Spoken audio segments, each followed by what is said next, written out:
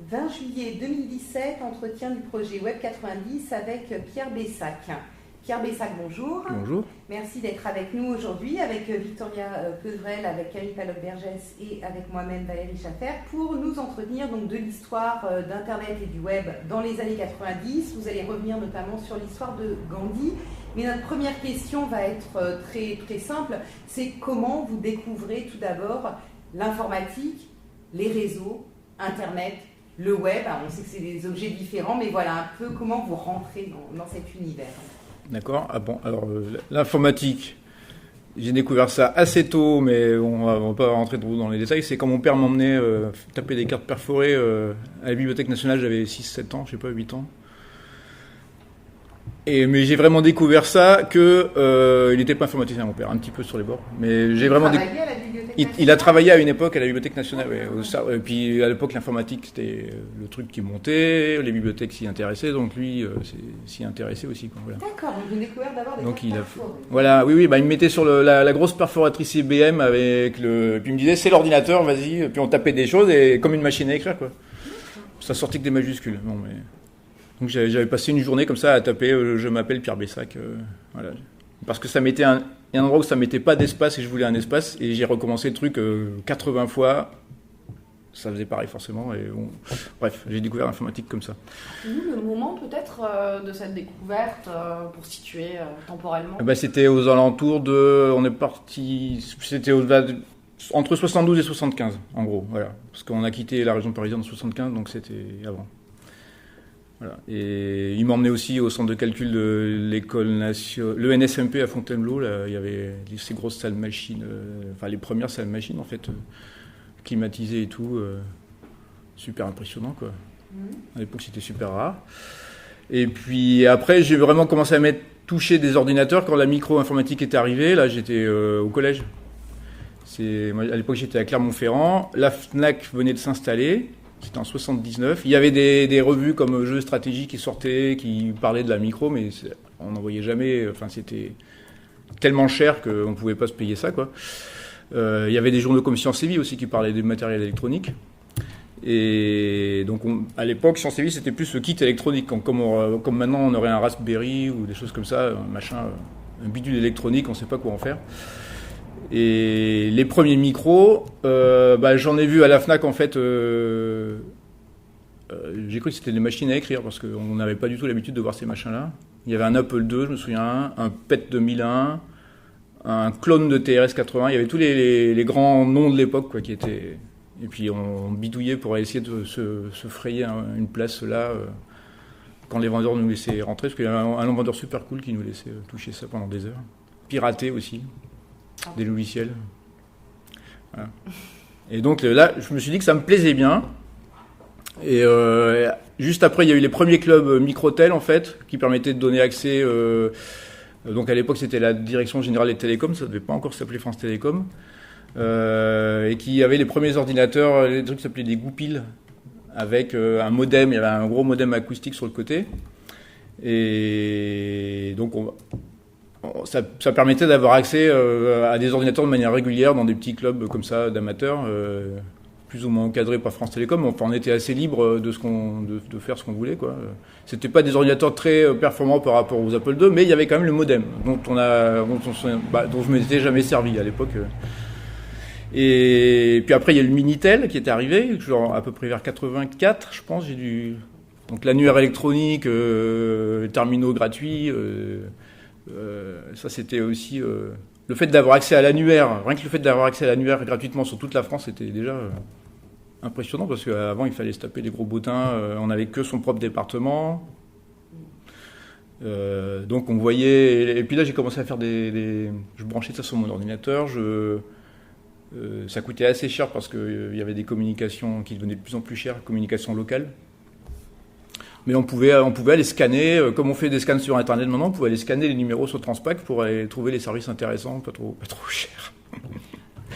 Vous branchiez votre Minitel sur votre ordinateur ? Ouais, sur l'Apple II, ouais, fait ça, ouais. On avait fini par acheter un Apple II à la maison. Mon père voyait que je passais mes journées, parce après les clubs Microtel, moi j'étais à Clermont-Ferrand, je suis arrivé en 81 à Paris. Et là, je me suis rué sur le club Microtel à côté du CNET à Issy-les-Moulineaux, qui était le seul que je connaissais. Alors là, je revenais du lycée le samedi, je prenais le métro jusqu'à ici, et puis pour être le premier, pour avoir l'ordinateur dont j'avais envie, quoi. Puis au bout de, je sais pas, 3-4 mois de ce régime-là, mon père s'est dit que peut-être que... Et pour faire quoi dessus à ce moment-là ? Alors on fait un peu de programmation, pas beaucoup, c'était surtout pour tester les derniers jeux qui sortaient, se les échanger, hein, c'était... Et puis petit à petit, à l'époque un Apple II ça valait 13 900 francs, donc ça faisait un mois de salaire de quelqu'un bien payé, quoi.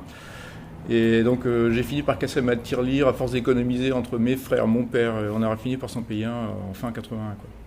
Ça a été plus simple. Et donc après en 84, le Minitel arrive, j'ai bidouillé un peu d'électronique pour le brancher sur l'Apple. J'ai dû limite crier l'Apple d'ailleurs à un moment, parce que c'était un peu de la bidouille, quoi.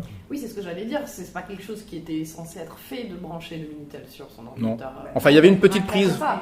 Encore moins en 84 qu'à la fin des années 80, mais déjà à la fin, c'était pas évident. Il y avait une petite prise DIN derrière, avec niveau 0,5 volts, qui était faite pour être branchée sur un appareil électronique, en fait. Et après, l'Apple II, il n'y avait aucun moyen de communication, donc il fallait écrire le code pour aller gérer un port série sur l'Apple II, mais c'était pas très très compliqué à faire. Et ça servait à quoi de relier les deux, le Minitel et l'ordinateur ? Et ben ça permettait de faire, alors je sais pas comment on pourrait dire maintenant, mais ça permettait à l'ordinateur d'envoyer des commandes au Minitel, plutôt que de taper un numéro de service. On pouvait faire taper des numéros de service par l'ordinateur. Il regardait si le service répondait ou pas. Il passait au numéro suivant, il notait la réponse, et puis après on allait voir le résultat, quoi. Voilà. Ça donnait pas grand-chose d'intéressant en pratique parce que tous les services étaient payants.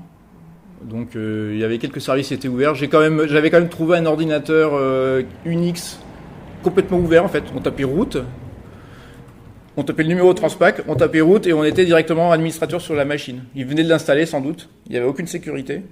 Et heureusement, j'ai arrêté ces trucs-là avant de faire des grosses bêtises, quoi, mais c'est avant qu'on me retrouve.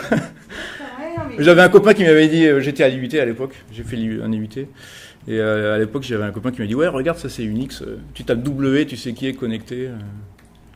Alors, puis on s'en est tenu là. Après j'ai poursuivi mes études, donc j'étais plus loin du Minitel, il allait peut-être mieux. Et l'IUT, c'était, j'allais dire l'UIT.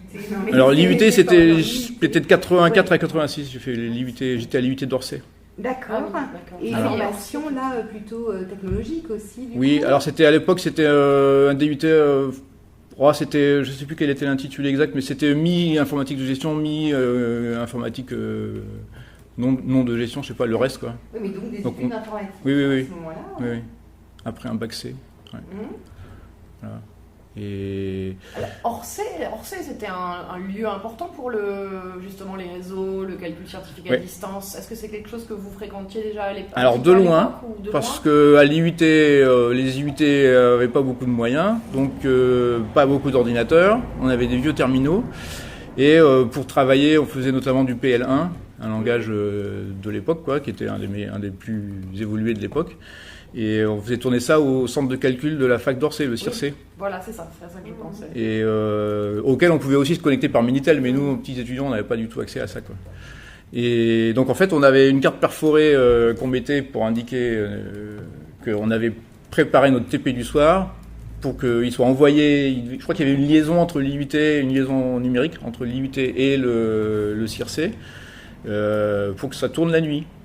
Alors par contre, si on avait fait une erreur, c'était pas comme le développement comme aujourd'hui, si on avait fait une erreur d'oublier une point-virgule dans le truc, on avait perdu une journée sur le TP. Donc on faisait vachement attention à ce qu'on envoyait. Et donc ça, c'était les premiers contacts avec les centres de calcul, pour moi en tout cas, mais on n'avait jamais mis les pieds dedans. C'était un truc... C'était complètement abstrait pour nous. Voilà. C'était abstrait, mais en même temps, c'était accompagné. Vous aviez le droit et presque le devoir. Tout à fait. Ça faisait partie de, vos devoirs scolaires. Tout à fait, de vous connecter à un centre de calcul comme Orsay. C'était encadré, j'imagine, par les enseignants. D'accord. Vous étiez familiarisé à ça à l'époque. D'accord. C'était la jonction entre ce que les étudiants des probos précédentes envoyaient carrément, eux, leur programme en carte perforée. L'année où je suis arrivé, il y avait des terminaux, donc on avait quelque chose d'un peu plus moderne pour préparer les programmes. Et donc la carte servait juste de jeton, disons, de lancement du TP. Quand vous dites avant, ils envoyaient leur carte perforée, on est bien d'accord par la poste. Non, je pense que c'était, je sais pas comment c'était géré. Ça devait être par camion, ou bien il y avait peut-être déjà la liaison informatique et c'était envoyé par l'IUT à travers la liaison informatique, je sais pas exactement. Donc voilà, c'était des gros systèmes IBM. Donc prolongement d'intérêt pour l'informatique à l'IUT, avec des formations liées au réseau. Oui, on avait appris les bases de X25, les histoires de. Alors on n'appelait pas ça RS232, mais c'était l'équivalent, quoi. Je sais plus le rôle des fils sur le connecteur port série. À l'époque, il y avait très très peu de PC. Enfin, il commençait à y avoir des PC IBM, mais enfin c'était encore assez rare et on en avait quelques-uns. On avait de la comptabilité. On a fait du COBOL, donc du PL1. Le C, non, c'était pas trop sur le radar à l'époque. On a fait un petit peu de téléinformatique, mais c'était assez restreint. C'était plus théorique en fait. Il y avait eu un projet, mais qui était très demandé. Moi, j'ai pas pu être dedans. C'était sur modifier un logiciel qui s'appelait Kermit, qui permettait de transférer des fichiers entre ordinateurs, donc par port série ou par modem. Pour le porter sur, je sais plus, peut-être le porter en PL1. Enfin, un truc assez ambitieux, c'est pas facile, quoi. Et donc voilà, c'était un peu à la frontière entre gestion et réseau, disons. Est-ce que à cette époque, donc vous étiez formé au réseau, est-ce que l'univers professionnel des réseaux était déjà quelque chose dont vous parlez, c'est-à-dire oui, il y aura du travail dans cet univers-là, ou c'était... Non, à l'époque, pas trop. C'était pas trop sensible. On voyait... le Minitel même était même pas encore sorti du bois. On voyait qu'il y aurait des choses intéressantes sur la communication entre personnes, peut-être, enfin, entre informaticiens plutôt, mais c'était encore assez flou, en fait. Ça s'est plus passé. Après, on l'a vu plus apparaître, parce qu'après, j'ai fait 1 an de service militaire et j'ai poursuivi mes études après. Et donc, je me suis retrouvé en école d'ingénieur. Donc, au même endroit, en fait, de l'autre côté de la route, à Supélec. Parce qu'à l'époque, on pouvait poursuivre ses études en étant DUT informatique. Et là, on commençait à avoir accès au réseau Bitnet, Earn Bitnet. Alors là, c'était une espèce de machin bizarre qui était fondé sur des cartes perforées virtuelles.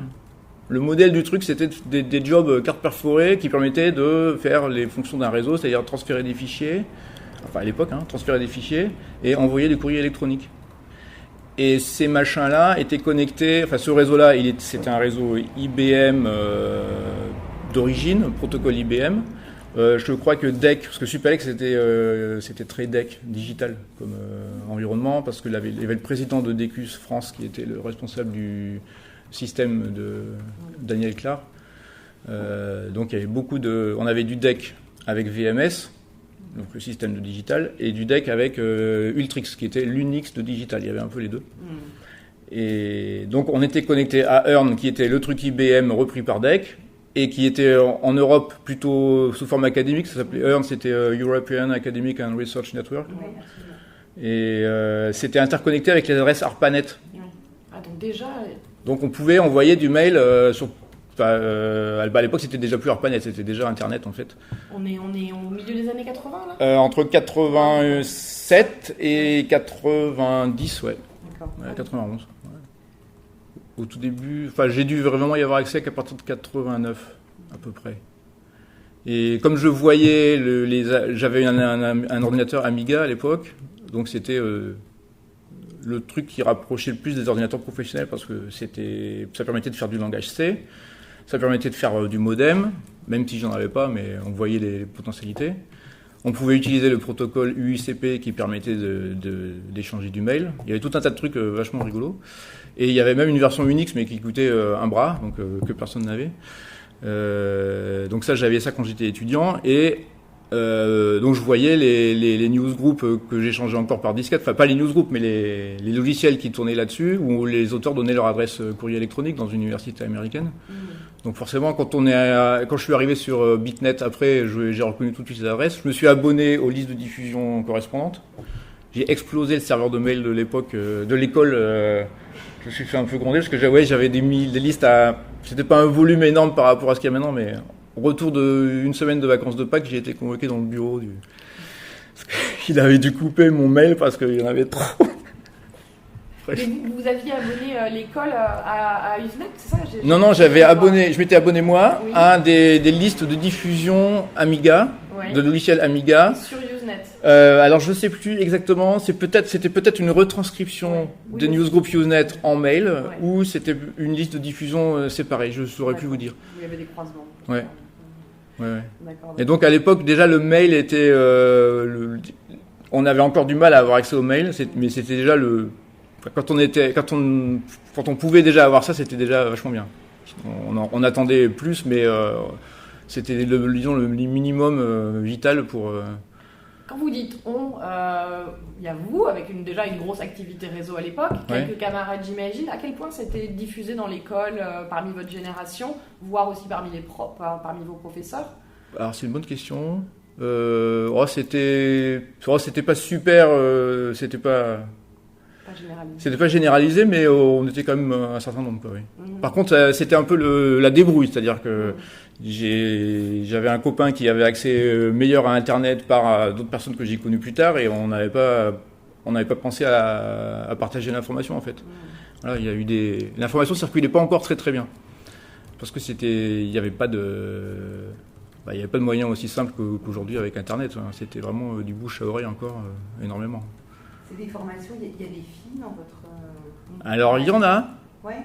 Quelques-unes, mais pas beaucoup. À l'IUT notamment? À l'IUT, il y en avait, j'ai pas de statistiques exactes en mémoire, mais il y avait peut-être 10% de filles, je sais pas. D'accord. Mais en fait, ce qui se passait, c'est que dans ces années-là, il y avait c'était en cours de raréfaction.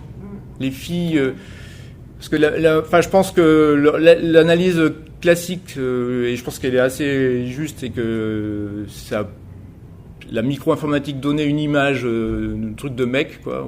Les jeux vidéo, tout ça, ça donnait une image mec à l'informatique, et toutes les femmes qui étaient intéressées éventuellement par l'informatique de gestion avant, ont fini par fuir, mais même inconsciemment, quoi, en fait. Oui, c'est une des analyses qui est proposée sur la perte au fur et à mesure dans la science informatique et les professions informatiques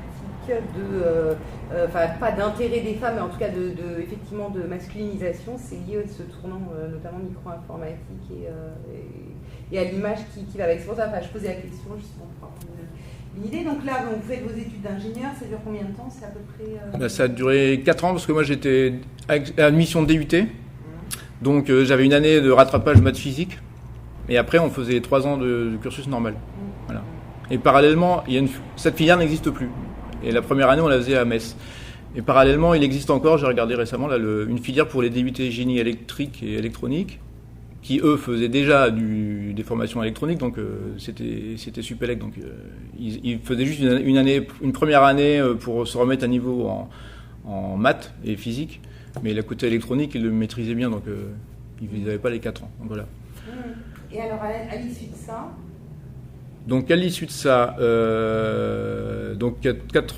déjà, au milieu de ça, en fait, j'ai commencé à contacter une association qui s'appelait FNet. Parce que je voyais que j'allais terminer mes études, que j'allais me retrouver sans adresse mail. Ça m'embêtait un peu, c'était vers 90 à peu près. Et j'avais essayé de voir quels étaient les moyens pour avoir un accès mail pas trop cher pour un étudiant, quoi. Et je me souviens que j'habitais aux Ulysses à l'époque, j'avais appelé, j'étais tombé sur une doc FNet, je ne sais pas comment. Ah non, si, j'avais dû les appeler. Et quelqu'un de très gentil qui m'avait répondu au téléphone et qui m'avait expliqué, c'est pas très cher, c'est 2200 francs par an, plus les tarifs au volume, bien sûr. Alors, je suis étudiant, donc, ah oui, mais pour un labo, c'est pas très cher. Oui, d'accord. Et parallèlement, il y avait Unet, qui était une boîte américaine, qui proposait un accès illimité pour $432 par an. Donc là, par contre, il fallait payer le téléphone pour les US, mais l'un dans l'autre, avec les frais de volume, on s'y retrouvait, quoi. Ça valait le coup. Enfin, ça rappelle l'investissement entre l'ordinateur, les frais ensuite pour les communications, etc. Enfin, à l'époque que ça représente. Et donc, choix de lunettes. Alors finalement, non, finalement, j'ai rien choisi pour l'instant parce que j'avais pas les moyens. Et puis j'ai attendu, j'ai utilisé les moyens de l'école jusqu'à ce que j'en sorte. Et après, je me suis retrouvé dans une filiale de Thales qui s'appelait Ciseka. Ça s'appelle Thales IS maintenant. Qui avait plus ou moins, qui travaillait sur des projets européens. Donc là, on avait du mail internet classique, quoi. Et donc on avait une adresse au boulot qui permettait de patienter, quoi, disons. Et quand je disais aux collègues que j'aimerais bien avoir une adresse personnelle, ils me disaient mais si tu veux faire d'une adresse personnelle, collègue informaticien, t'as l'adresse au boulot, t'en as besoin pour le boulot, mais à part ça, une adresse perso, ça va te servir à quoi? Et petit à petit, je crois que c'est là que je suis tombé sur ce qui s'appelait pas encore la FAU. Alors ça, c'est un tout petit truc. Donc je suis actuellement président d'ailleurs. L'Association française des amateurs de Usenet, qui était un machin monté pour récupérer des news. Oui, vous connaissez pas. Non, je suis même un peu vexée de la connaître. Oh, c'était plus une association de potes, voilà, avec un certain nombre d'amis, donc dont on était beaucoup à être passés plus tard dans la UI. Et donc le but c'était d'avoir un accès mail pas trop cher. C'était un peu ce que FDN a fait à peu près à la même époque d'ailleurs. C'était un peu l'équivalent de FDN mais plus petit. Donc accès news, Usenet et mail. Parce qu'il y avait, alors Stéphane Borsmeyer vous en a parlé dans son interview, là, la difficulté de s'échanger les news Usenet en France, parce qu'on pouvait les récupérer par Fnet, mais on n'était pas censé les rediffuser. Donc il y avait tout un tas de canaux souterrains pour récupérer des news, maquiller leur origine, chez des gens chez des boîtes d'informatique qui travaillaient plus ou moins avec la recherche. Donc on avait un ami qui récupérait des bandes magnétiques comme ça à son boulot tous les soirs avec tout ce qui venait du Usenet depuis le week-end ou depuis le jour, et qui les ressortait sur son ordinateur et qui nous les renvoyait par modem en fait, par UICP. Donc comme ça on avait un accès un peu retardé, mais pas tant que ça en fait, au forum pour un prix, pour le prix d'une communication locale, voilà, en région parisienne, plus une petite adhésion. Et donc là, ça c'est 1993 à peu près. C'est là où j'ai commencé à avoir mon adresse perso, qui me donnait le mail et les news Usenet, et que j'ai rencontré pas mal de copains qui étaient dans ces milieux-là, quoi. Et alors cette association d'amateurs de Usenet, donc elle est fondée entre copains. Au départ c'était informel, voilà. On a fait une association 1901 quelques années plus tard, mais je sais plus pourquoi d'ailleurs, pour récupérer des cotisations, avoir un peu de moyens, quoi. Mais ça. Et ça a été... Alors on passait d'hébergeur en hébergeur... Enfin d'hébergeur. Il n'y avait pas d'hébergeur au sens où on l'entend maintenant, mais à une époque c'était chez le fondateur, Vincent Archer, dans un petit bureau, chez lui à Jouy-en-Josas. Après, je crois que c'est passé chez Laurent Chemelin en fait, qui hébergeait ça à Paris, dans sa boîte qui s'appelait Brainstorm. Donc on avait les modems d'un côté. Après Laurent a eu une liaison 64 kilobits, donc à usage pro, donc on s'en servait aussi pour. Petit à petit, on a eu une augmentation de moyens disponibles qui a permis d'avoir une meilleure connectivité, de payer moins cher en téléphone, d'avoir un débit, enfin une rapidité d'obtention plutôt des mails plus rapide, plus grande. Donc là, on est en 93. Là, c'est à peu près, ouais, la liaison, Laurent l'a eu plus tard, mais en 93, on commençait à être un truc plus confortable. Ouais. 94. C'est le moment de Mosaïque, c'est le moment de. Oui, voilà, Mosaïque, ouais. Alors là, il n'était pas du tout sur le radar, effectivement. Oui, parce que là, on parle d'une époque où le web n'est pas encore très popularisé, mais à pas Paris, du tout, fin ouais. 89, début 90. Au CERN, à ce moment-là, vous, c'est Internet, Usenet, les mails, etc. À quel moment le web arrive dans votre... Alors le web, en fait, effectivement, nous on avait le mail, le FTP aussi, mais pas directement, parce qu'on avait des passerelles FTP mail. Donc ça permettait d'aller récupérer des archives quand on voyait une adresse FTP. On envoyait un mail à un serveur qui nous envoyait ça. Il fallait faire attention parce qu'on pouvait vite exploser aussi les machines de mail. Mais j'ai récupéré comme ça mon premier Unix. J'avais une pile de disquettes, j'en récupérais une par jour à peu près. J'avais une pile de disquettes comme ça sur mon bureau pour ma première installation Unix. Ça a été difficile. Et donc, pour un informaticien, on avait déjà à peu près accès à tout ce qu'on voulait comme ça. On ne voyait pas une nécessité de plus. Il y avait des protocoles comme Gopher qui existaient aussi, mais qui étaient très confidentiels et où il n'y avait pas énormément d'informations. Et puis, effectivement, Mosaic, j'ai dû en entendre parler vers 93 à peu près. Un collègue qui revenait des US m'a dit « Ouais, j'ai vu Mosaic là-bas, c'est super, ça te donne accès aux graphiques, enfin, ouais, bon, d'accord. Hein. » Puis, avant que ça me parvienne, avant que je le voie moi-même, je crois que j'ai jamais vu Mosaic moi-même directement, parce qu'on n'avait pas moyen de s'en servir en France, en fait. Il fallait un accès IP que moi, j'avais pas.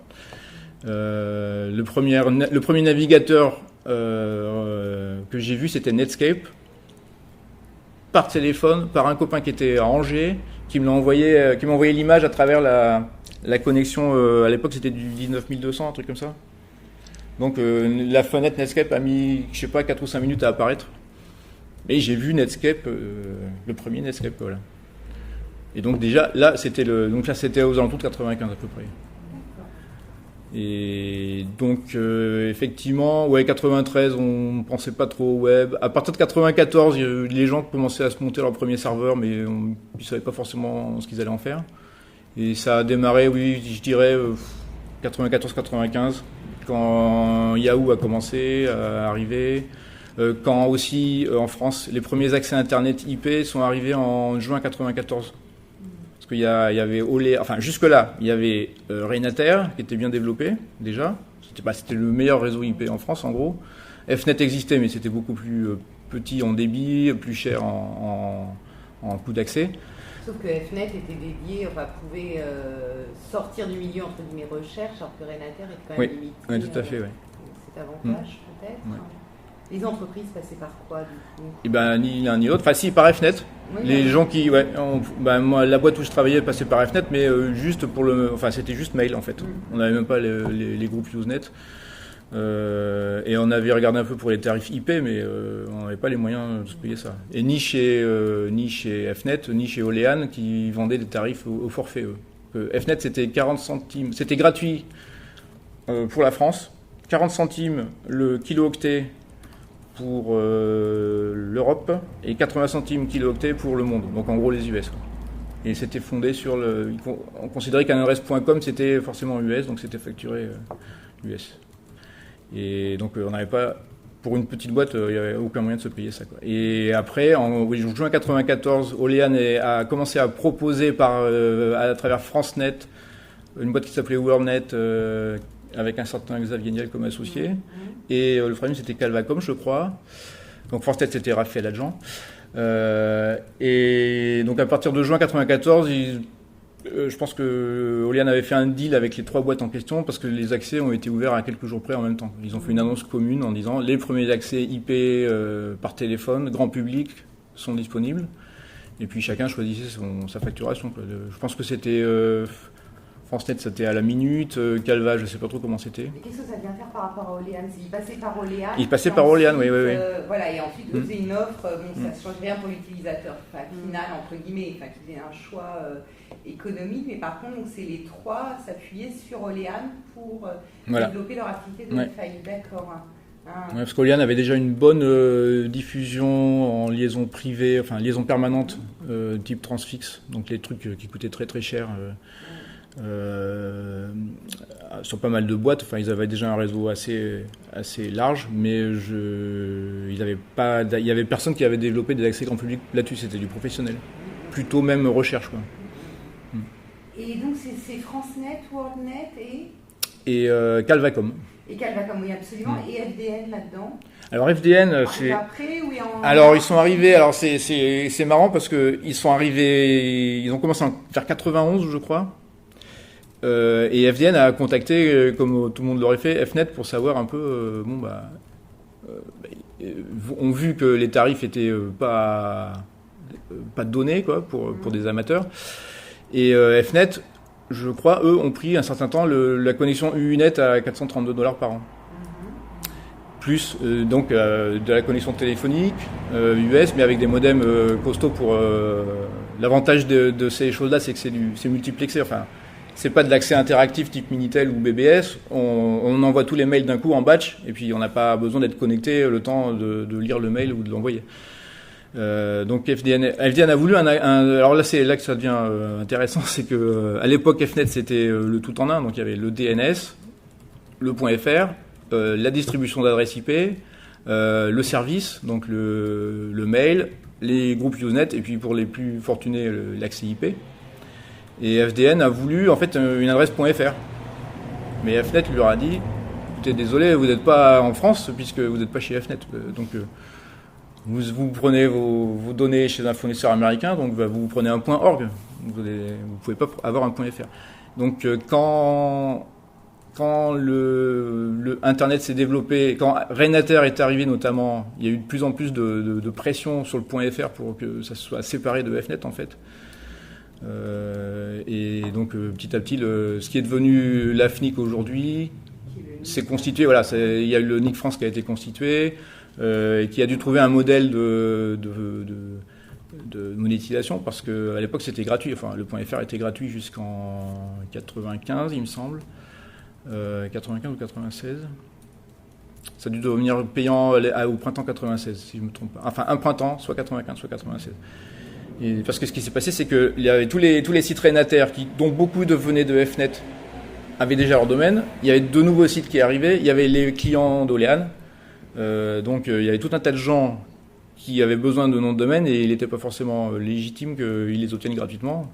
Donc le NIC France a décidé de commencer à faire payer. À l'époque c'était juste à l'enregistrement, donc on payait une fois, puis c'était à vie. Mais donc je ne sais pas quand ce système a changé, mais ça a changé en moins de 10 ans je pense. Ouais, au départ c'est un service à la communauté scientifique qui naît au sein de l'INRIA et après ça va un peu tout à fait, évoluer en effet. D'accord. Et donc, alors, qu'a fait FDN, du coup, ils ont pris un point alors FDN, ils ont pris un .org, ils avaient fdn.org, ils ont dû pouvoir obtenir leur .fr aux alentours de... quand le NIC France s'est ouvert aux autres prestataires, quoi, donc Oléane et Reignater, donc aux alentours de 93, 94. Parce que moi j'ai commencé à mettre les pieds dans FDN, c'était en 94, et il y avait déjà le .fr depuis pas très longtemps. Donc, ça veut dire quoi mettre les pieds dans FDN? Alors ce qui s'est passé, je sais plus comment ça s'est passé, ça a dû se passer par Usenet. Je me suis retrouvé en contact avec Christian Paulus, qui était le président de FDN à l'époque.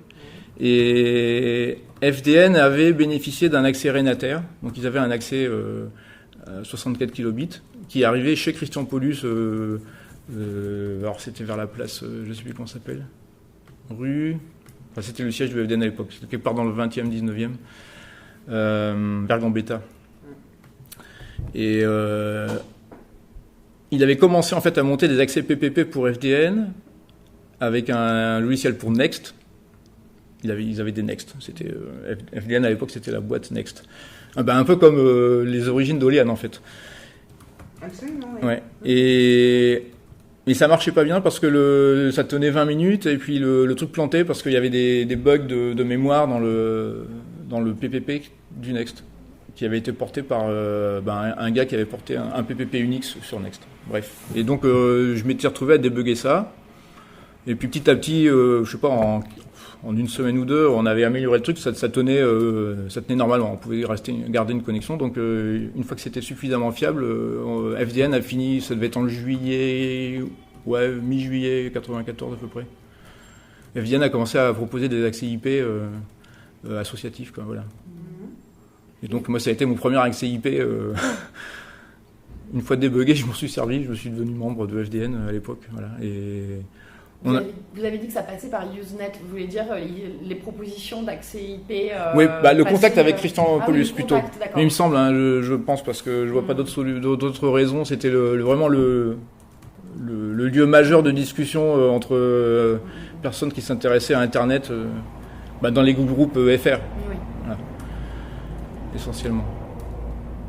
Donc on a monté... FDN avait déjà je pense qu'ils avaient déjà monté leur serveur web à l'époque. Il y avait déjà fdn.fr. Et à l'époque, ils avaient aussi... Libération, par exemple, ils avaient libé.fr. Les premiers... je ne sais pas s'ils n'avaient pas aussi d'autres journaux. C'est-à-dire quoi ils avaient C'est-à-dire que comme membre FDN, oui, d'accord. il y avait Libé et il y avait un serveur. Il me semble qu'il y avait un petit site web libé.fr. Enfin, en tout cas, le nom de domaine libé.fr était réservé via FDN, plus ou moins directement. Ouais. Et il y avait aussi dans les membres FDN, il y avait des gens comme Valentin Lacambre pour je sais plus si c'était pour Alterne, parce que lui il donnait une passerelle sur Minitel pour avoir accès au courrier électronique. Oui. Il y avait Teaser aussi, il me semble, Jean-Claude Michaud, et d'autres personnes dont j'oublie les noms. Et donc il y avait quelques boîtes comme ça qui faisaient de la passerelle Minitel Internet, voilà, et surtout mail. Et puis aussi éventuellement récupération. À l'époque sur Minitel, il y avait des sites de téléchargement. Donc on se connectait, on mettait le Minitel sur l'ordinateur, on se connectait sur le 3615, et puis on disait je veux récupérer tel logiciel. Et hop, le compteur tournait, et, en franc aussi, quoi. Et on récupérait comme ça des logiciels qui au début s'échangeaient par modem international ou disquette, et puis petit à petit sont passés par Internet. Voilà. Donc FDN, c'est en tant que... fréquentant, débuguant, certes, mais sans en avoir... si, c'est une association, vous avez... C'est une... Ouais, voilà. Ouais. Mais aux discussions, aux assemblées, aux choix... Alors il y a eu des assemblées, oui, tout à fait, oui. Il devait y avoir une assemblée par an, je me souviens que vaguement de ce qui se discutait. Il y avait des discussions sur le problème d'avoir des bénévoles qui gèrent un service Assaut 1901 avec des boîtes qui gagnent de l'argent derrière. C'était un peu... Ça pouvait être problématique, quoi. Donc il y avait des questions philosophiques comme ça, mais sachant que le problème a disparu lui-même parce que les boîtes qui l'ont pu ont fini par se payer des accès professionnels avec la baisse des coûts, en fait. Oui, parce que là, si on était en la période 94, 96, 96 avec Wanadoo et tous les autres. Voilà. Donc effectivement, après ils ont... c'est 87 déjà Wanadoo, d'accord. 96, ouais. Et plein d'autres en même temps qui se multiplient. Donc, plus le fait qu'à partir de 96, on ne paye plus les communications en fonction de la distance, qui a pu jouer aussi peut-être sur les choix. Le téléphone Le FAI, la liaison FAI en 96, Fillon dit qu'on pourra joindre son fournisseur d'accès Internet depuis n'importe quel point du territoire, au même Paris. Ah oui, ça c'est pour le dial-up, oui, d'accord. Ce qui a pu aussi peut-être centraliser vers des gros... C'est possible, oui. Parce que c'est vrai qu'à l'époque, en plus, si on voulait faire de l'Internet un peu correctement, tranquillement le soir, il valait mieux avoir 2 lignes pour qu'on puisse être joignable par téléphone. J'avais 2 lignes à un certain temps, ouais. Mais ce qui s'est passé aussi, c'est que parallèlement, France Télécom préparait la perte du monopole sur la voix, et donc les tarifs communication locale montaient par palier, parce qu'à une époque, toute la région parisienne, c'était... il y avait la communication locale Paris, mais la région parisienne, c'était à peine plus cher. Et puis en fait, petit à petit, comme leur force était le local, en fait, la plupart des communications, ils ont augmenté les prix du local graduellement entre 90 et 96, 17. Pendant que vous vous impliquez là dans FDN vers 94, vous êtes toujours dans la même entreprise par ailleurs Oui. D'accord. J'y suis resté jusqu'en 96 en fait, voilà. Où là je suis parti chez Hervé Schauer Consultant, qui était une des rares boîtes à être vraiment déjà dans l'internet, à avoir de l'activité professionnelle sur l'internet, ce qui n'était pas fréquent à l'époque. Qu'est-ce qu'ils faisaient c'était de la consultation, consultant Unix et réseau en fait, sécurité Unix et réseau. Sécurité déjà. Oui. Oui, c'était un des rares professionnels reconnus sur région parisienne France, parce qu'il y avait pas encore il y avait déjà toute la sécurité type antivirus, mais c'était déjà classé pas très sérieux. Donc c'était de la sécurité professionnelle. Et avant que défoule tout un tas de boîtes consultants un peu moins, disons, pointues. Ouais. Et c'était même avant l'arrivée de Windows en tant que système professionnel. Parce que c'était vraiment... Initialement, c'était très Unix et réseau. Et à l'époque, il y avait Windows NT qui commençait à apparaître, qui essayait de se placer sur le marché serveur. Mais toute cette période jusque-là, Unix était vu comme un des grands systèmes professionnels qui allait garder le marché en fait. Il n'y avait même pas Linux, c'était les Unix d'avant, quoi. C'était l'époque des BSD, System 5. Et Windows NT a été vu comme... Microsoft a essayé de l'imposer en système professionnel à partir de là, mais c'était pas forcément gagné d'avance. À l'époque, il y avait des gens qui croyaient à fond à ça, en pensant que c'était le meilleur système, et puis il y avait des guéguerres de religion, disons, voilà, pour appeler ça crûment. Et donc ça c'est 96. Ouais. 96, oui, à peu près août, septembre. Vous étiez comment, en postulant parce que je connaissais Hervé, en fait, on se croisait par bande de copains, toujours un peu les mêmes bandes de personnes qui font de l'Unix, de l'Internet, le Usenet, et voilà, on s'était connus comme ça. Donc, en fait, il recrutait pas mal de gens comme ça par connaissance, pas cooptation, mais à proprement parler. Mais c'est quoi votre rôle du coup là-dedans? Moi j'étais consultant, voilà, j'allais faire des missions de consultance chez des clients divers et variés. Ouais. Plutôt, c'était des installations de connexion internet, firewall, choses comme ça. C'est intéressant comme. Ah oui. Parce que ces consultants, c'est proposer des solutions, c'est les installer, c'est former les gens, Alors, moi, je faisais peu de formation, c'était plutôt la partie installation, la partie, c'était chez des gens qui connaissaient relativement bien déjà, qui savaient à peu près où ils allaient, mais qui n'avaient pas forcément envie d'entrer dans les détails et qui avaient besoin d'un peu d'aide, en général, à l'installation ou mise à jour de leur système.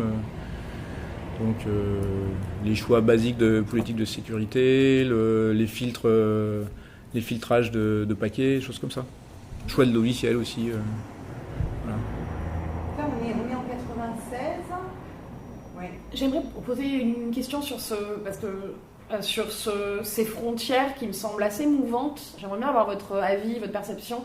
Ces frontières assez mouvantes entre ce que vous faites au travail, disons au travail au sens officiel, d'abord chez... j'ai oublié le nom de la première entreprise.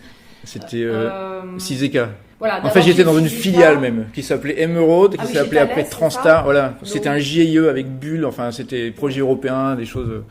Mais entre cet espace-là, qui va ensuite chez Hervé Schauer, et cet autre espace, mais qui n'est pas un autre espace, en fait, qui est votre implication dans FDN, ou plus généralement dans la communauté des pionniers... Est-ce que ces frontières sont... est-ce que vous les voyez comme des frontières ou est-ce que vous faites tout en même temps il y avait une vague frontière, mais je suis d'accord. Oui. Comment ça se C'était un peu tout mélangé. D'ailleurs, on n'hésitait pas à répondre à un mail pro le soir, ou à un truc non pro dans la journée. C'était... Oui, parce qu'en plus, c'était un peu les mêmes mondes, en fait. Ça renforce votre expertise en plus de... Ouais, c'est vrai, mais c'est vrai qu'a priori, j'ai jamais valorisé ça professionnellement, quoi. J'ai jamais bossé pour un fournisseur d'accès. Ça m'a servi quand même quand j'ai bossé comme consultant, parce qu'il y avait un peu les mêmes problématiques quand même. Oui. D'accord. Ouais. Mais vous embrassiez tout d'un seul coup sans faire de séparation, en fait. Oh oui. Ouais. C'était pas un problème, non. Non, parce que, c'est difficile parce que c'était un peu les mêmes personnes, c'est un peu des passions aussi, donc parfois quand on répond à quelqu'un sur un truc technique, on peut le faire c'est la même chose en fait. Là, on fait pas forcément une facture, donc même quand on est professionnel, donc je sais pas comment. Ouais, c'est vrai, mais bon, c'est vrai que c'est un environnement. C'est une façon particulière, disons. Moi, j'ai toujours fonctionné un peu comme ça. Mais c'est vrai que il y a beaucoup de gens qui qui faisaient déjà à l'époque, peut-être moins maintenant, mais à l'époque c'était à 18h ou à l'heure où tu quittes ton boulot, c'est terminé et tu penses à autre chose. Voilà. Et moi, j'ai jamais réussi à fonctionner comme ça. J'ai préféré en fait faire de mes passions mon métier plutôt que d'avoir une séparation. Je sais pas, c'est peut-être un comportement obsessionnel. Non, c'est vrai que derrière ma question, il y a aussi l'idée qu'on est en train de passer on est en train de changer d'économie aussi à ce moment-là. C'est-à-dire d'un milieu où l'argent existe, bien sûr, il y a beaucoup d'argent public dans FNET par exemple, donc l'argent n'est pas existant, mais on passe d'un moment où, disons que l'économie n'est pas vraiment à profit à un moment donné tout où à fait, oui, on oui. commence à monter des entreprises à profit, comme en témoigne la boîte de Hervé Schauer. Et comment ça se passe ce moment de mise à profit un peu de quelque chose qui était de la passion? J'imagine que ça se passe très bien pour vous.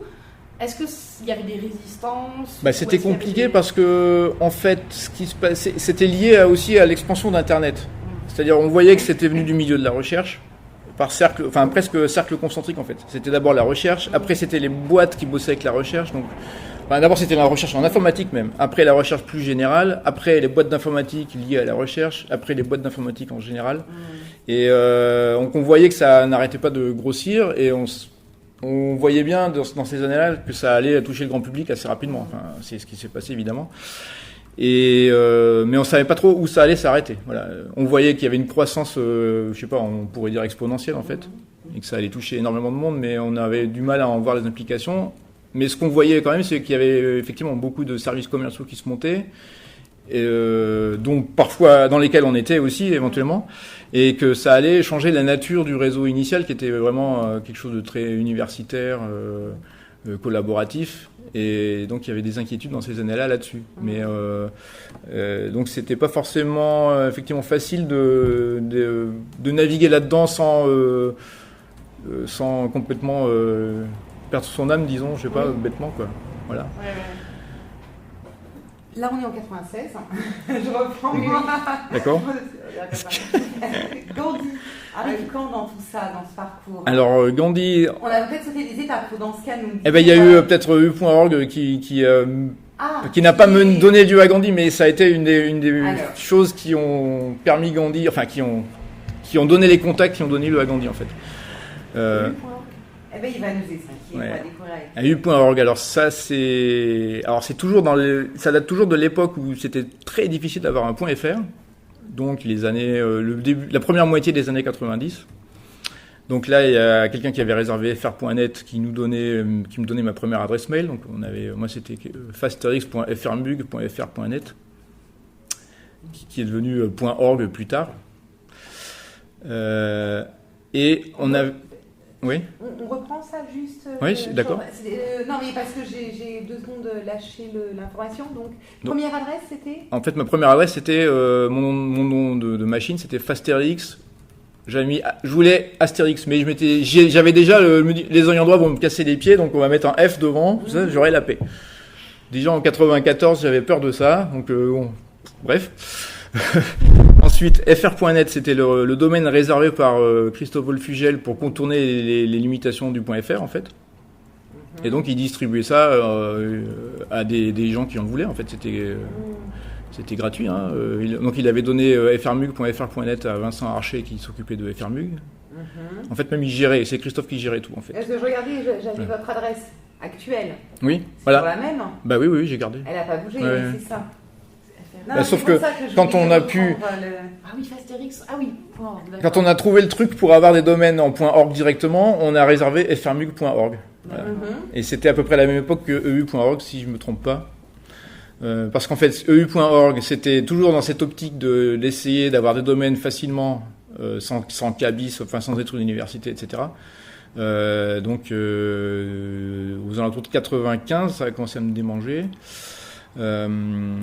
Et là, j'ai fini par trouver les documentations interniques, donc le bidule qui est géré par VeriSign maintenant, donc l'organisme US qui s'occupait de fournir des adresses IP, je pense, et les noms de domaine il gérait .com, .org, .net, .edu, .mil, .gov. Alors dans le cas de mil, gov, il fallait montrer patte blanche évidemment. Edu, il fallait montrer quand même qu'on était un organisme académique. Université, école, etc. Militaire, gouvernement, ça c'était pas... Voilà. Par contre, comme Orgnet, c'était totalement ouvert, n'importe qui pouvait demander.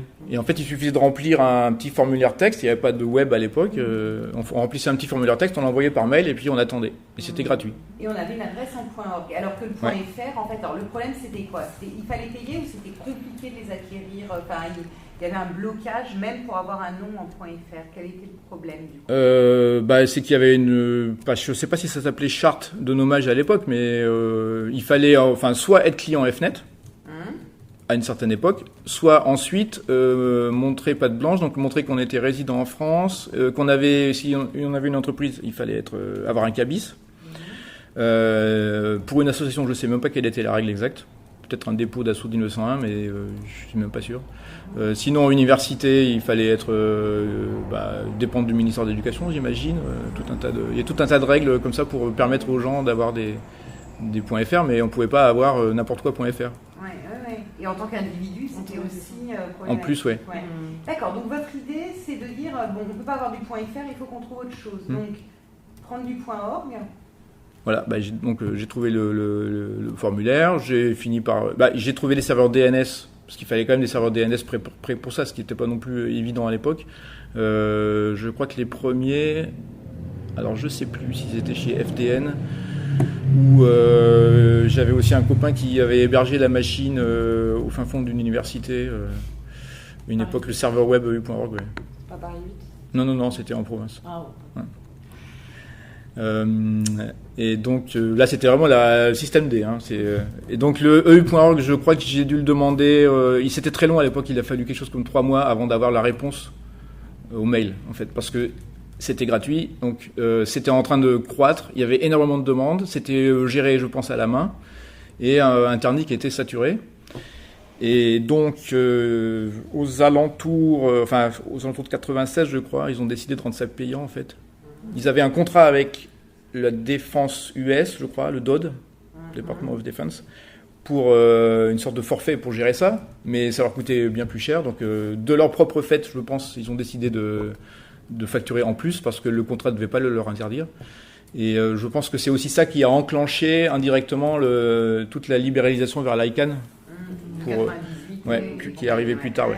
Et donc, j'ai fini par avoir le nom de domaine, ça devait être j'ai dû le demander au printemps 95, et on a eu aux alentours d'août 95. J'ai eu le mail en août 95. Alors, l'idée de demander EU.org, c'était quoi? C'était une idée européenne, une volonté d'avoir un... Alors, pourquoi? Au départ, j'avais demandé .eu carrément, ne doutant de rien.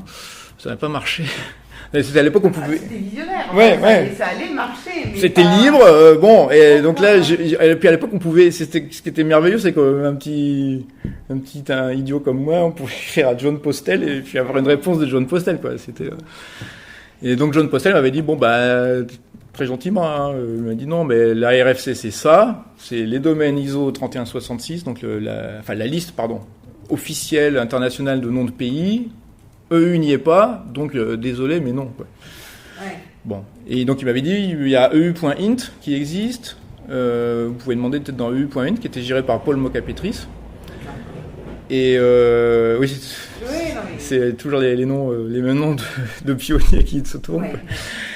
Et donc j'avais demandé EU.int à Paul Mocapetris. Lui m'avait dit alors EU.int c'est réservé aux organismes créés par traités internationaux comme l'OTAN, etc. Est-ce que vous avez un traité international? Il a dit non. Désolé. Et d'ailleurs quelques mois après, il a eu une demande officielle de l'Union européenne.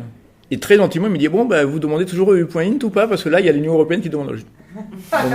C'est bon, oui, c'est ça, je vous en prie, désolé. J'ai encore les mails, quand je relis ça, Bref, à l'époque, j'avais scruté la liste ISO 3166 et j'avais trouvé FX aussi, pour faire une petite parenthèse rapide, qui était France métropolitaine, non affectée. Donc j'avais réécrit à John Postel pour lui dire, excusez-moi, il y a FX, c'est libre, d'après la RFC, on peut me l'attribuer si je suis prêt à le gérer, donc s'il vous plaît, donnez-moi FX. Donc là, il m'a expliqué qu'il y avait déjà FR pour la France, que peut-être 2 noms de domaine de premier niveau pour un pays, c'était pas très logique, un peu absurde. Donc je l'avais pas eu. Et d'ailleurs, j'avais découvert aussi à l'époque que le NIC France avait aussi configuré .fx sur ses serveurs, donc j'étais pas le premier à le demander manifestement. Et parallèlement, je pense qu'il y a eu une initiative dans les organismes de standard pour faire dégager .fx, enfin pas .fx mais fx de la liste ISO. Donc .fx histoire terminée. Donc finalement, je finis par réserver EU.org à la fin de toutes ces péripéties, je l'obtiens. Et puis, le temps de monter un petit... Là, je connaissais pas grand-chose en web. C'était le premier service web que je montais. Donc, j'ai monté un truc sur mon temps libre, en fait. Et au printemps 96, j'avais à peu près un truc qui était prêt. Un site Alors, c'était aussi l'époque où on se demandait, le web, je me souviens des discussions aussi à l'AUI sur le fait que le web c'est bien joli, mais il faut avoir les moyens pour y accéder, parce qu'il fallait un accès IP, alors que le courrier électronique c'était beaucoup plus démocratisé en fait, beaucoup plus économique. Donc à l'époque, je m'étais débrouillé pour que ça marche aussi bien par courrier électronique que par web.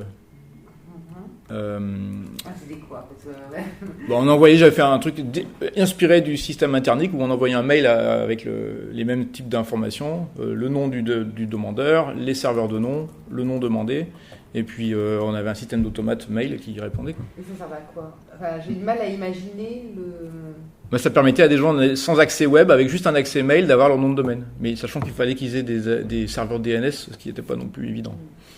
Donc, j'ai dû louper, alors quelque chose, je suis désolée, je reviens là-dessus. Non, pas de problème. Pour réaliser quoi donc, en gros, vous aviez récupéré le .eu.org, et l'idée c'était de fournir à des gens, c'est ça, fournir gratuitement à qui le demandait des noms, mais sachant qu'il leur fallait quand même le serveur DNS. Voilà. D'accord, c'est ça que j'avais raté. Et donc le site était destiné, et la liste, à permettre à des gens de vous contacter, de vous demander gratuitement un nom de domaine en .eu.org. D'accord, c'est ça qui m'a échappé. Sachant que ça demandait au niveau réseau, le DNS c'est un protocole super léger, donc ça demandait quasiment aucune ressource réseau. Alors c'était quoi cette volonté? Parce qu'en fait, c'est l'idée de distribuer des noms de domaine, là, Oui, tout à fait. Donc en moment, ce .eu.org, c'était une vision déjà du coup, le faire au niveau européen. Oui. En fait, c'était plus européen c'était plus symbolique sur le nom qu'on a choisi. Ça aurait pu être à l'époque, il y avait quelqu'un qui avait pris ml.org qui faisait un peu la même chose en fait. Alors c'était les deux lettres étaient libres, donc il avait pris ça quoi. Oui, voilà. En gros. Ok, donc vous êtes plusieurs à ce moment-là à avoir cette idée qu'en gros il faudrait permettre aux gens d'avoir des noms de domaine plus facilement qu'en passant par FNet, voire c'est pour certains complexe, gratuitement, du coup, alors que c'est le moment où il y a un basculement vers la monétarisation. Oui. Et quand vous dites on, c'est qui du coup? C'est vous et il y a d'autres gens dans ce coup-là Alors il y avait quelques copains, on avait 3-4 copains qui m'aidaient un peu à faire la partie validation, parce qu'on ne voulait pas quelque chose de complètement automatique, on voulait un peu valider les domaines un par un, ce qui n'était pas forcément une bonne idée, mais parce que ça fait du boulot, mais bref. Alors, je sais pas, il y avait Olivier Robert, Stéphane Borsmeyer. Et donc vous êtes quelques-uns, et alors vous commencez à monter un système de site, liste, etc. Et comment on publicise une telle initiative ensuite? C'est fait pour les copains avant? Alors je l'avais envoyé sur Usenet. J'ai retrouvé, alors je l'ai ouvert. Enfin, j'ai fait une sorte de, on appellerait ça une bêta. Maintenant, je l'avais ouvert en mai 96 à peu près le service. Parce que ce qu'il faut savoir aussi, c'est que l'aiguillon pour l'ouvrir à ce moment-là. Ça fait un petit moment que j'y travaillais, mais c'était pas prêt. L'aiguillon pour terminer, ça a été le moment où le .fr a annoncé qu'il devenait payant. C'était à peu près au printemps 96. D'accord. Et à l'époque, c'était même les premiers. À l'époque, comme Orgnet était encore gratuit. Ça n'a pas duré très longtemps. Ils ont dû le rendre payant quelques mois après. Et donc j'ai terminé ça et je l'ai annoncé. Je me souviens, j'ai retrouvé en regardant les listes AUI, je l'avais envoyé dans les listes AUI aussi. Je l'ai annoncé le 12 juin 96 sur Usenet en fait, l'ouverture du service. Et les réactions, c'est quoi? Des gens se sont inscrits, voilà. Je sais pas. Alors les statistiques. Ça fait du débat sur Usenet ou pas du tout? Pas énormément. Ça fait plutôt, même à la UI, pas tant que ça, mais j'ai eu des grandes discussions avec Myriam Marzouki, qui pensait, enfin, sur le sens du mot politique en fait. Je me souviens, elle me disait, elle estimait que mon initiative était d'ordre politique et je comprenais pas vraiment ce qu'elle voulait dire en fait, même si c'est sans doute vrai d'une certaine manière. Moi je le voyais plutôt comme une espèce de façon de secouer le cocotier, mais effectivement en ce sens-là c'est effectivement politique. Et puis aider les gens à avoir quelque chose qui était très difficile à obtenir. Mais je le voyais pas au sens politique plus grand que ça, quoi. Au-delà du truc de geek, voilà. Mais c'est vrai que vous utilisez le terme aujourd'hui démocratique pour dire par exemple un accès mail c'était plus démocratique qu'un accès web. C'est des choses déjà qui étaient que vous conceviez comme telles à l'époque, oui, c'est-à-dire même, oui. penser les outils en termes démocratiques, c'est quand même un mot assez fort, quoi. Donc C'est vrai. ouais. Ouais. Mais malgré tout, c'était quand même pas. Enfin, il y avait quand même comment dire ça, un décalage entre le fait d'avoir des outils démocratiques et le fait de lancer quelque chose de vraiment politique. Peut-être que politique, ça appartient plus à quelque chose qui relève du mouvement, de la politisation de groupe. Oui, tout à fait. Là, c'était moins mon domaine de prédilection. Myriam Marzuki était une militante par ailleurs. Oui, tout à fait. Elle venait d'une famille de militants. Ah oui, d'accord. Ouais, je savais donc, pas. oui, c'est Laurent Chemla qui nous en parlait lors d'une interview précédente avec Félix. Donc, c'est pour ça en fait que je rebondis sur ça parce qu'on a eu un peu la même discussion sur ces débats décalés, disons. Parce que personne n'entendait la même chose autour du terme politique. Oui, tout à fait. Il en a beaucoup parlé. Ouais. Je me dis, il y a quelque chose de commun là. Et avec Myriam Marzuki en particulier. Et notamment sur ces histoires, qu'est-ce qu'il y a eu ? Oui, ce qui s'est passé, c'est que pendant la grande grève de 95, je me souviens, Laurent était allé installer, on était plusieurs à être avec Laurent. Je sais que j'étais avec lui, il y avait peut-être aussi Stéphane. On était allé installer des accès UUCP pour le Sud Poste. Parce qu'en fait, ils étaient en grève, donc la Poste était en grève, donc ils avaient perdu leur moyen de communication. Donc, pas complètement, bien sûr, ils pouvaient se téléphoner, mais ça restreignait. Donc, ils s'étaient passés au courrier électronique à cette époque-là. On était allé leur installer les serveurs, je sais plus, c'était vers Belleville, je me souviens. C'était assez. Donc voilà, on a. Et alors là, on évoque le nom déjà de Laurent Chemla, avec qui ensuite vous allez vous associer. On va y revenir. Donc, il est déjà on a entendu Stéphane Borsmeyer, Myriam Marzuki, des gens qu'on a effectivement rencontrés.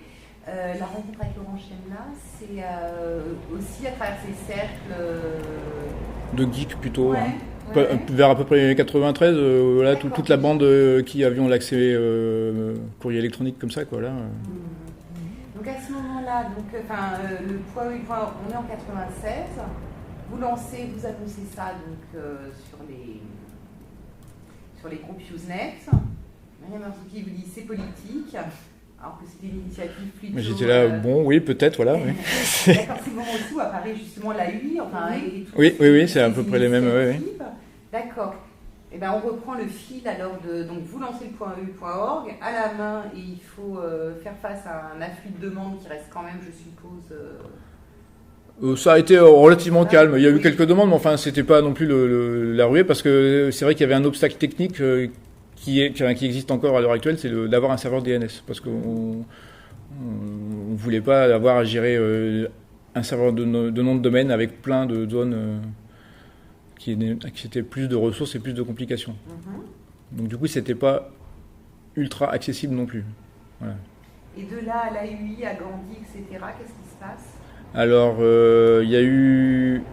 Une des raisons, ça c'était même postérieur à la UI, il y a eu l'affaire Estelle Hallyday notamment, qui a réuni, qui a fait se rencontrer Valentin Lacambre et Laurent Chemla, parce que Laurent était très au courant depuis, même avant la UI et pendant la UI, de toutes ces problématiques de liberté d'expression en fait.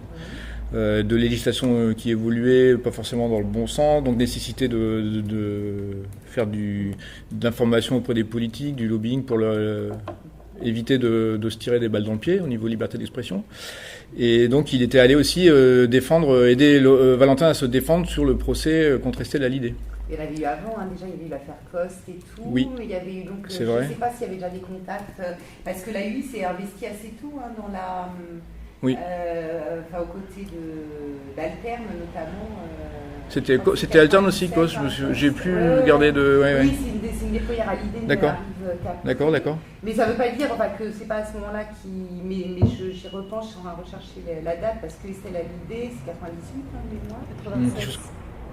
C'est 96 l'affaire Estelle Hallyday, Là, faire installer a fait vraiment beaucoup de bruit, donc, parce que c'était lié à un tabloïd, je sais plus quel journal, bref, un journal assez connu. Donc c'était un utilisateur d'Alterne qui se retrouvait attaqué, et Alterne aussi, pour avoir diffusé des images qui venaient même pas d'eux, en fait. Donc Laurent et Valentin se sont connus comme ça, et quelques temps après, Valentin a été au courant de la libéralisation des noms de domaine côté ICANN, ce qui n'était pas très connu en fait. Et Laurent lui a dit moi je connais Pierre Brissac, il a démarré EU.ro, donc il a déjà un peu d'expérience dans le domaine, sans jeu de mots. Et donc en fait, Laurent, ils se sont dit on va faire on s'est dit à trois, et parallèlement il connaissait aussi le quatrième associé, David Namias, qui lui était pas du tout technique, mais qui avait l'habitude de faire de la compta, gérer les entreprises, quoi. C'était un entrepreneur en série. Cost Alterne, je suis désolée d'interrompre, mais c'est 97, et après c'est la idée, le procès sera en 98, mais je voulais qu'on resitue. Oui. C'est 96, c'est les affaires précédentes, c'est l'Union des Juifs de France, et un certain nombre d'affaires. Aussi grande, oui. Oui, parce qu'il y a eu grande série là, oui, parce qu'ils étaient dans toutes les affaires. Parce que les premières affaires c'était les FAI, et ensuite ça va tourner vers les hébergeurs de contenu, et donc on est plus. Il y a eu l'affaire aussi sur les 3 FAI. Enfin, les 3 responsables, il y avait peut-être... l'histoire de pédophilie sur Usenet, là, où la gendarmerie avait fait un grand buzz. Rafi Aladjian nous a parlé, puisqu'il a fait partie de ceux qui ont fait les frais avec Transnet de ces arrestations démonstratives. Au moment où on cherche des responsables à des circulations de contenu pour lesquelles les FAI sont évidemment absolument pas responsables. En l'occurrence, oui, et ça c'est les premières affaires de 96, affaire Gubler d'abord avec la circulation du livre de Mitterrand. C'est vrai aussi, oui. Les affaires ensuite d'arrestation, et de mise en accusation des FAI pour des contenus qui passent par leur par leur tuyau. Et ensuite, effectivement, il y a un tournant vers les hébergeurs de contenu, et là c'est notamment Valentin Lacombe qui va prendre pas mal de procès en effet, dont le chanteur Coste, et ensuite et c'est l'idée qui suit. Et donc pour reboucler le lien, donc c'est à ce moment-là que Laurent Chemla et Valentin Lacombe en gros se... en fait c'est par Laurent, je crois que c'était Laurent qui m'a demandé si ça m'intéressait, je lui ai dit oui. Alors quoi vous intéresse? De faire une candidature auprès de l'ICANN pour décrocher une licence, en fait, pour pouvoir avoir accès. Tous les 3 Les 3, plus David, alors je sais pas, parce que David a été un peu aussi l'élément qui nous faisait avancer, au sens où on était chacun dans nos activités. Et c'est David Namias. Ouais. Qui faisait quoi? Donc en fait, c'est lui qui s'occupait de toute le montage de la boîte, les statuts, etc. Et qui faisait quoi avant surtout? Alors avant, il a fait, il a fait une quantité de trucs. Il a fait des cendriers en aluminium, il a fait des bibliothèques, il a été glacier. Alors la question portée au moment où il vous... Ah oui, à ce moment-là, pardon. Je crois qu'il s'occupait d'une boîte, je sais même pas exactement en fait. Il avait une boîte qui s'appelait David Alain, et je crois que c'était des vêtements. Mais je pourrais même pas vous le garantir. Je sais pas si c'était tous les 4 avec le projet. On s'est retrouvés parce qu'en fait Valentin et Laurent le connaissaient chacun séparément. Ils savaient qu'il était libre pour un projet comme ça. Et donc c'est comme ça que j'ai fait la connaissance de David, et qui nous a un peu poussé aux fesses pour avancer sur les paperasses pour constituer Gandhi en fait. Donc on a fait les statuts chez lui. À l'époque il habitait rue de Bellem. Il y avait un petit bureau à côté de son logement. Et on avait commencé par mettre, pour le nom de Gandhi, en fait, on avait commencé par écrire l'objet social. Donc c'était attribution et gestion des noms de domaine. Puis on a rajouté Internet, et puis on a vu Laurent a vu qu'en échangeant les 2 lettres du début, ça faisait Gandhi. Donc on dit, allez, bingo. Attribution et gestion des noms de domaine. Ouais. C'est le premier nom. Ouais. Enfin, c'était l'objet social. L'objet social, pardon. Et après, on a fait un acronyme à partir de ça. D'accord. Et là, quelle est l'idée? Alors l'idée, c'était de casser les prix des noms de domaine, les populariser, en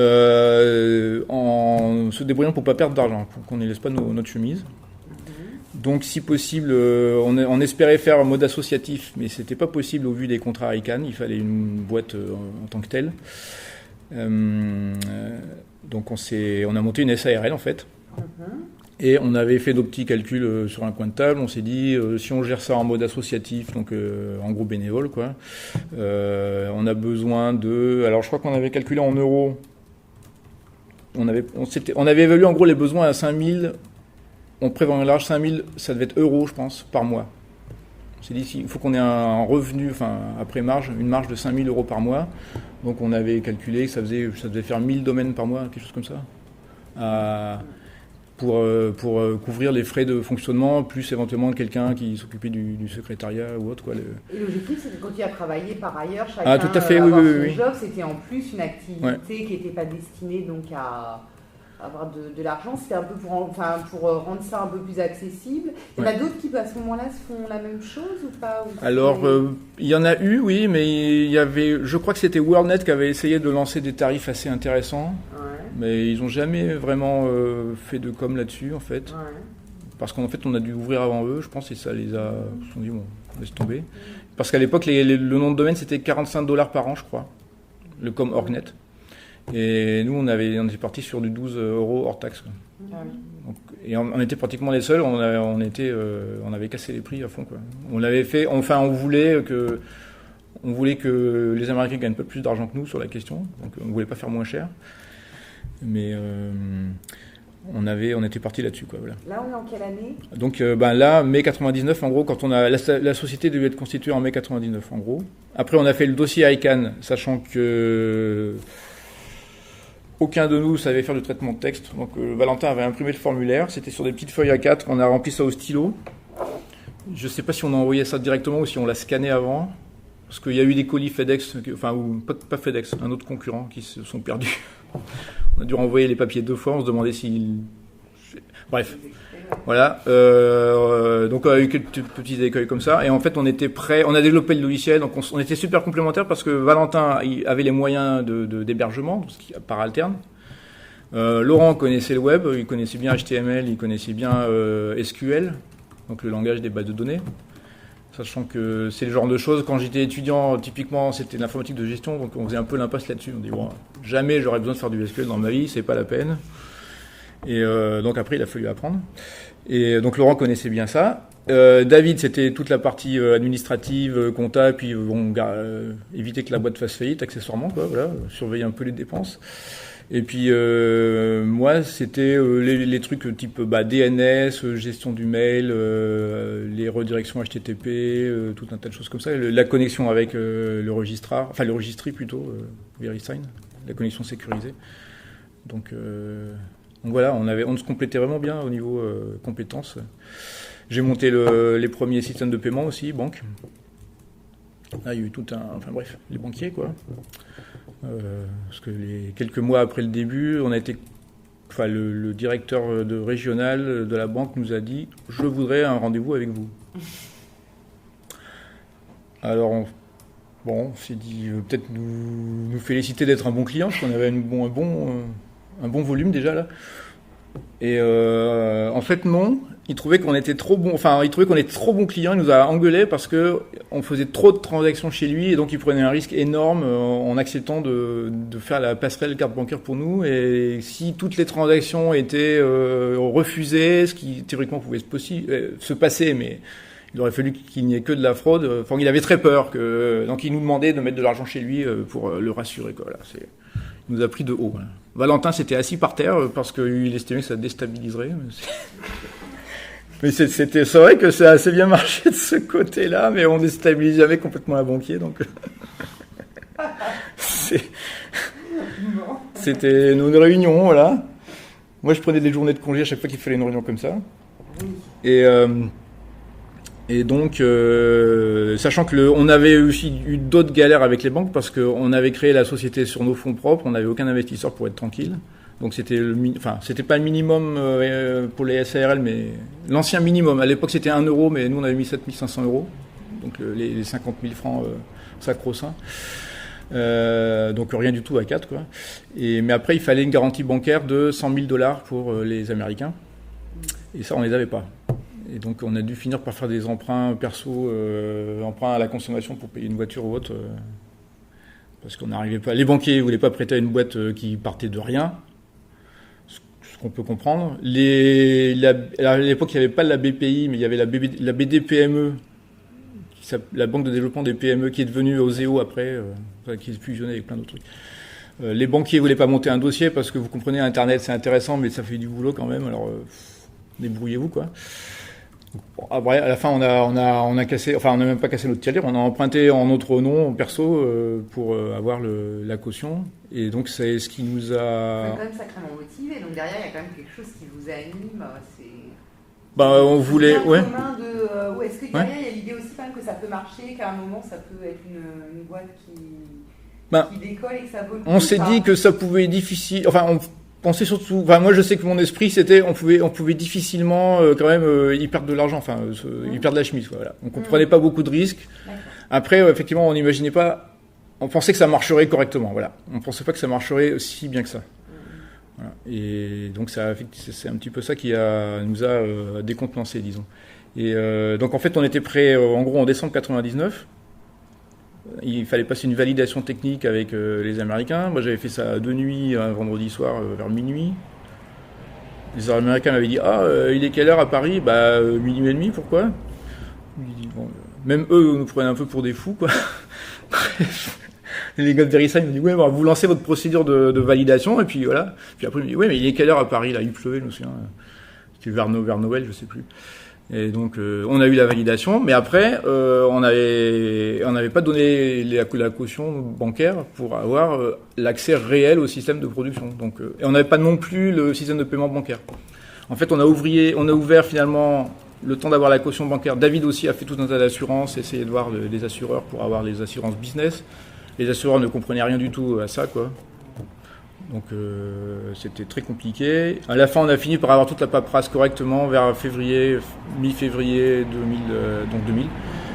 Et à quelques jours près, d'ailleurs, ça a coïncidé, mais on l'a pas su à l'époque, on s'en fichait, mais à l'époque, monter une start-up, ça sentait un peu le souffle parce qu'il y avait beaucoup d'argent qui partait en flèche, quoi, qui claquait. Et c'était à peu près la date où le boom des dot-com, enfin le crash des dot-com a été analysé après sur les cours boursiers.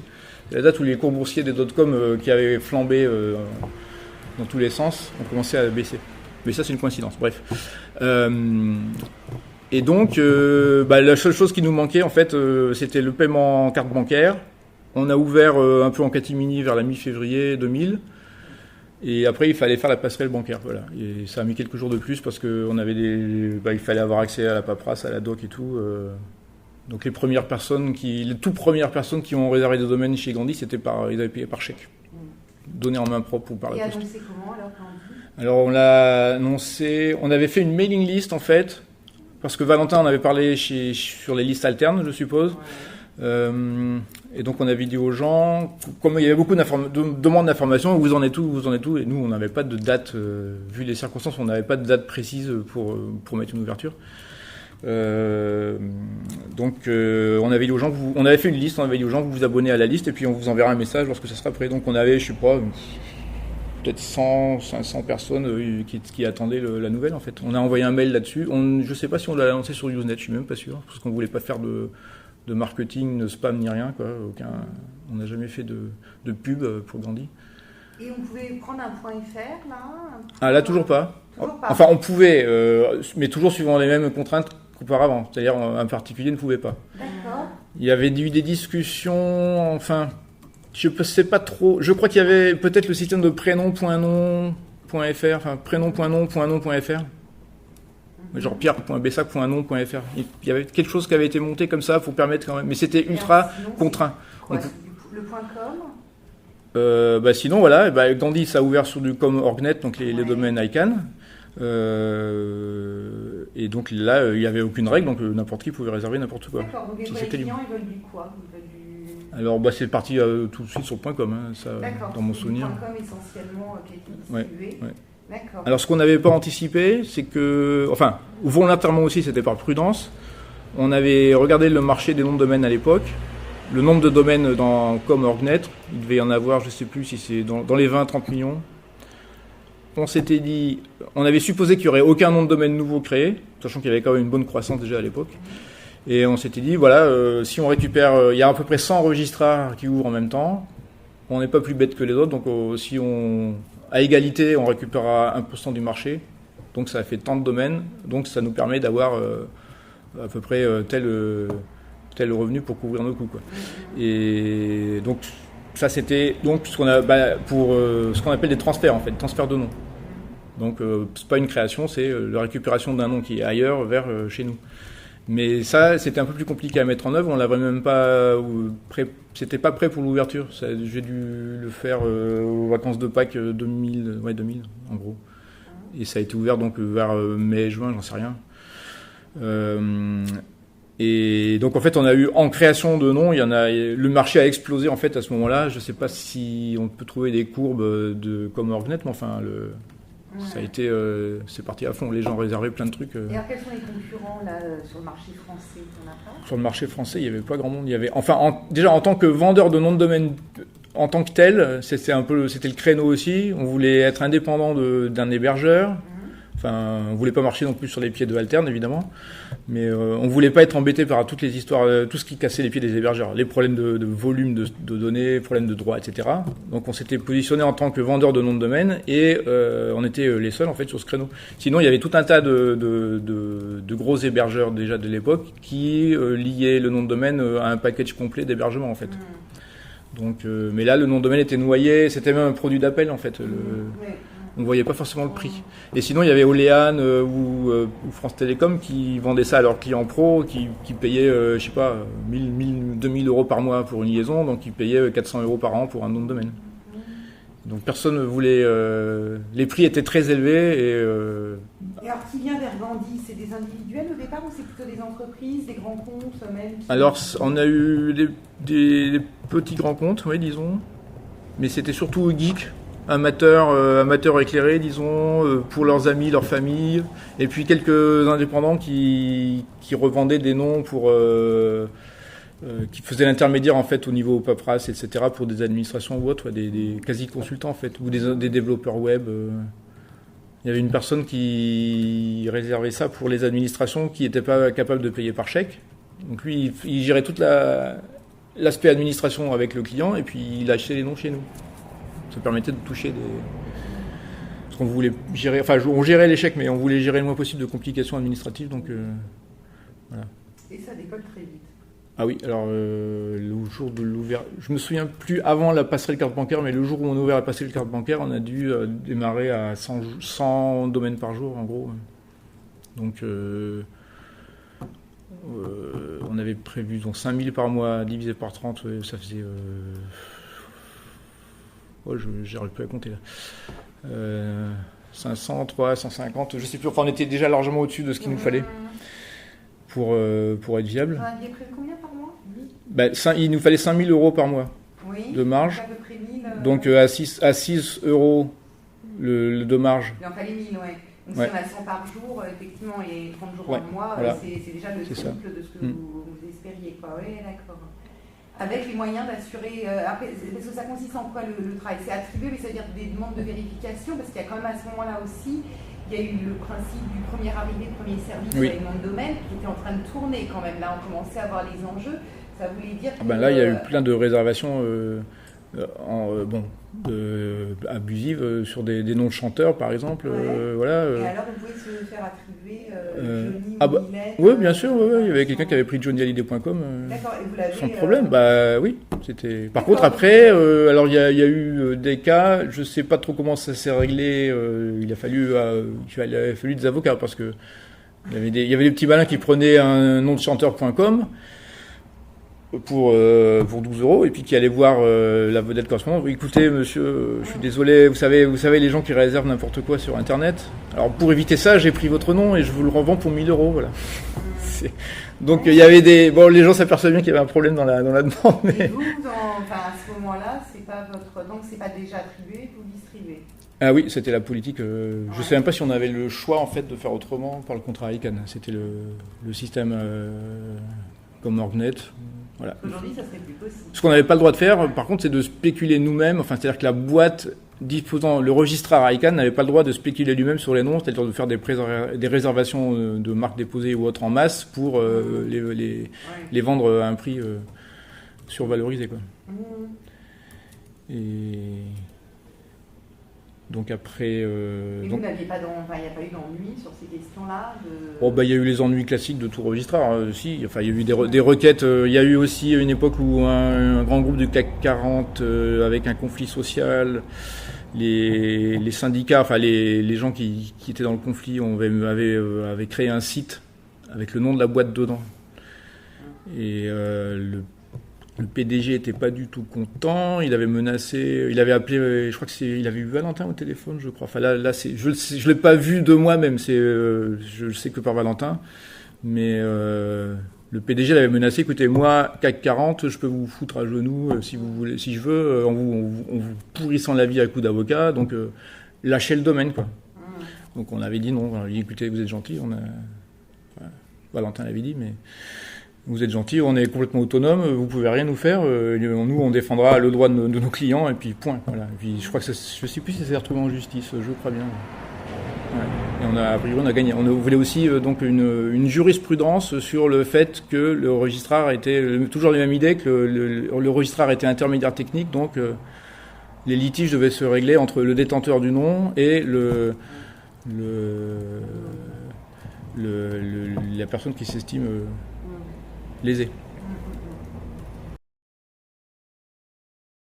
Gandhi donc, a été créé, ça décolle même très très rapidement. Le succès est au rendez-vous. Oui, alors ce qui s'est passé, donc il y a eu la période de février 2000, l'ouverture où ça a démarré sur les chapeaux de roue.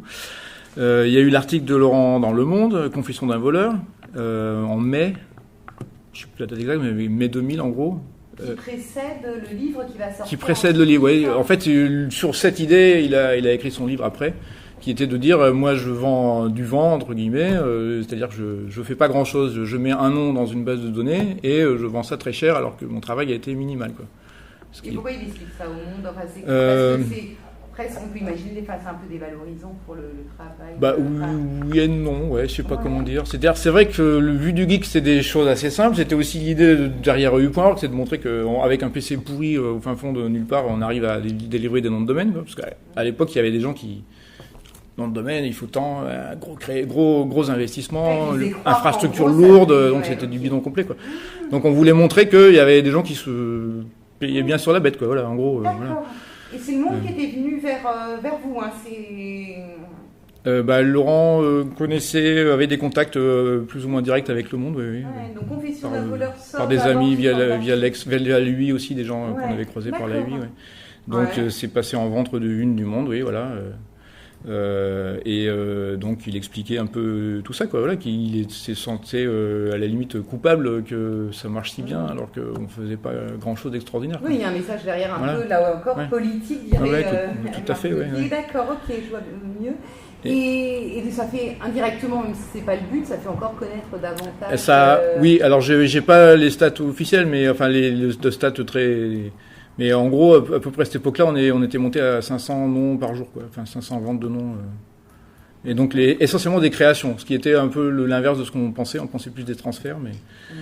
Et donc à tel point que, à l'été 2000, en gros, on a dû prendre des bureaux qui étaient rue Notre-Dame de Nazareth. Jusque-là, le siège social était chez Valentin, donc les recommandés s'entassaient. C'était pas facile.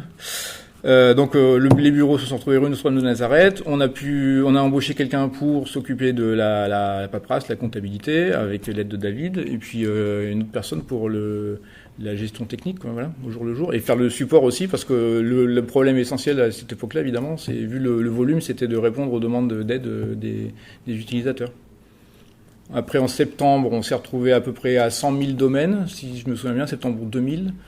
Donc on était à peu près équivalent en taille, en volume, même si c'est pas comparable, on était équivalent en volume au nombre de domaines de .fr. Et puis ça a continué à croître après. Il y a eu une période un peu difficile en 2002-2003, où on avait vu le succès un peu...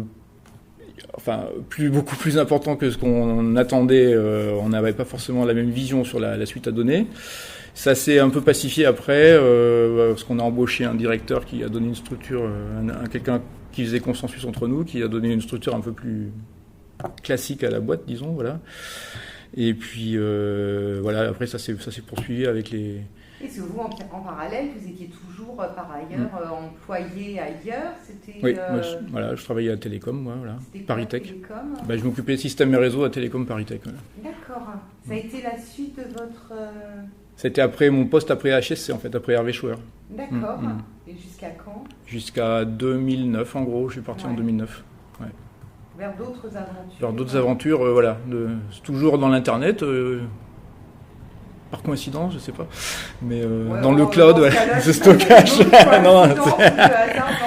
Non, c'est pas un hasard complet, j'avoue. D'accord. Voilà, j'ai fondé Ario même pour faire du stockage de fichiers, voilà, du stockage. On dit cloud, mais ça veut rien dire, mais voilà. Et quel souvenir de toute cette période? Alors, pour avoir un petit mot de la fin, ça a été exaltant, ça s'est fait comme, enfin, les choses se sont faites avec le sentiment de faire quand même quelque chose de... Oh, il y a eu un peu de... C'était quand même assez exaltant, oui, parce que ça a une visibilité qu'on n'avait pas anticipée, donc ça a eu un impact aussi qu'on n'avait pas anticipé, même si on n'était pas mécontent évidemment que ça marche si bien. Donc ça a donné plutôt des choses positives, oui, même si effectivement, malgré quelques cheveux blancs, globalement, voilà, ça s'est bien passé. Ça existe toujours, oui. Je suis en train de me débrouiller pour diffuser le code en open source, logiciel libre, pour il y a notamment des Autrichiens que ça intéresse, voilà. Histoire de continuer l'agitation.